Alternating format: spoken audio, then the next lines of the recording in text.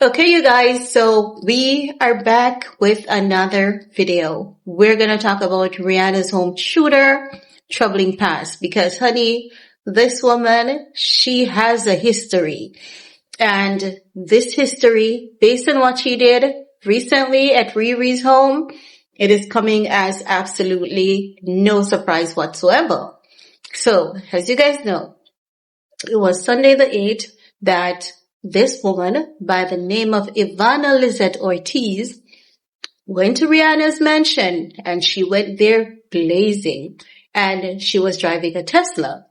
No, the police suspect that there are multiple people involved in this because the police are trying to pinpoint how was she able to fire so many shots and speed off at the same time. So as such, they're saying someone else is involved in this case, but they haven't pinpointed the other suspect as yet. Now, in the police investigation, they are piecing together everything that led up to the shooting, her background, everything. And what it has revealed is that Ivana Lzette Ortiz, she has been placed in a psychiatric facility under Florida Speakers Act, right? That act allows the law to put someone involuntarily in a psychiatric facility for mental health evaluation if they believe that person is a danger to themselves and to society. So she was out there doing things that led to the police having to put her in a psychiatric facility involuntary. She had no say in it, okay? So that's how bad it was with this lady. But it does not end there. Now, attorney Hal Browen, who previously represented her ex-husband, Jed Niko, yes, she was married to a man by the name of Jed Niko Valdez Sangalan.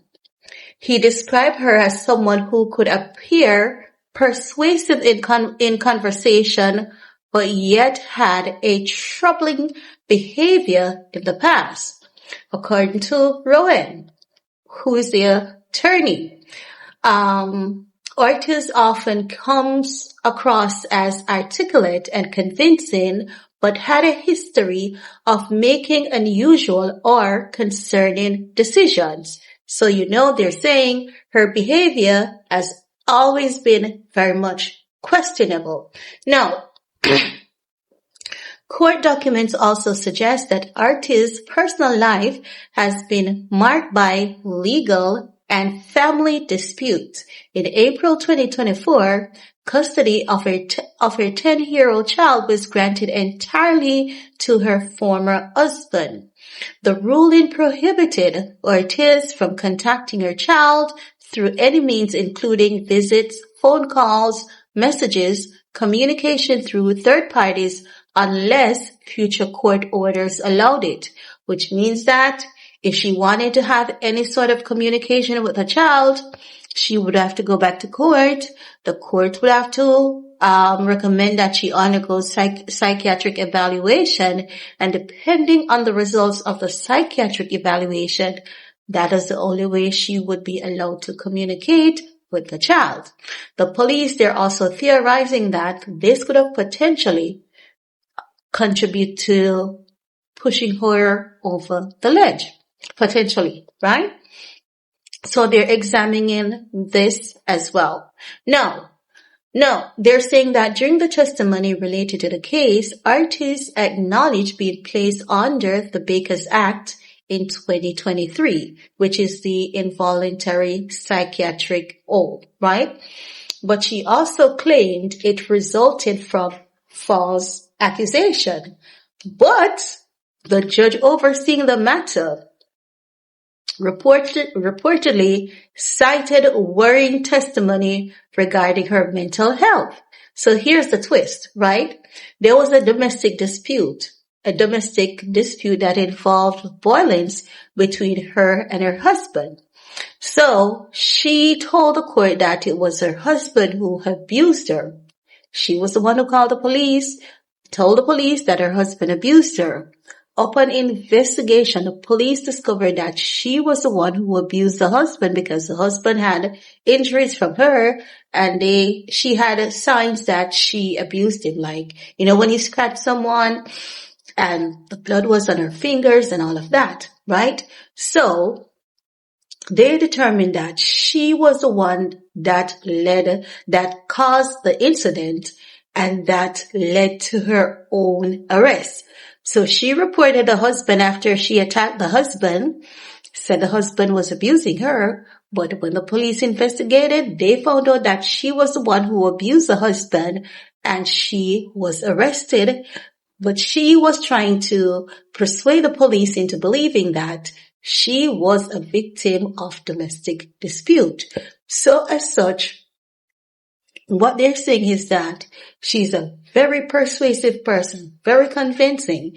And if you don't examine all the details, she'll have you trapped and she'll have you believing that she is a victim when she's not, like what she did to her husband. So,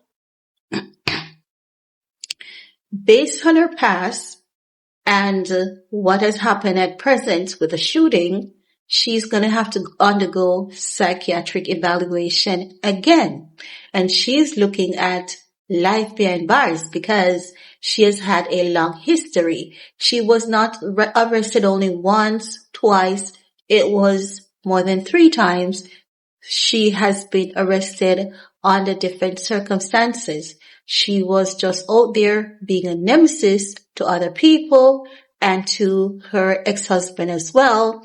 And she was a danger to her own child, so much so that the child had to be taken out of her custody and she was not permitted to communicate with the child, not even through a third party. The court was like, no communication whatsoever, and should you need to communicate with a child, you'd have to come back to court and ask the court permission if you can communicate with a child. And at that point, the court would order her to undergo a psychiatric evaluation once again to see if she is even fit to have a conversation with the child. That is how unhinged this woman is. She has a history of being out here, being a nemesis to a lot of people. So, this woman being locked away it seems like it's one of the best remedies for her. But what is very questioning about all of this, right? Maybe the family has intervened and we don't know about it, right? Where was the family all this time? With all the mess between her and the husband, her attacking the husband and everything that she has done to the husband, the husband having to take the child away from her completely without her having any ability to communicate with the child. Where was her family members? Why wasn't her family members checking her into the psych ward and seeing that she, stays on her treatment consistently? This woman could have killed someone. This woman could have killed Riri, Rocky, and their kids. She fired and she was boom, boom, boom. Can you imagine?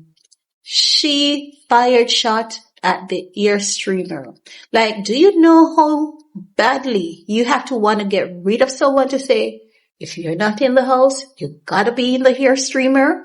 That means this woman, it's not the first time she's visiting Rihanna's property. But Riri was inside, minding her business, telling herself that she lives in a safe community. That community don't have such incidents. But honey, as I've always said to people, never be the first. Don't be the first incident for your community. Always stay on guard. You can never stay too secured, right? You can't be too safe. You can't be too secured because there are crazy people out here, okay? And you don't have to do anyone anything because people are crazy. But they believe there are other perpetrators involved. So I want to see if as we approach into next week, we hear anything else about potential perpetrators that are involved, right?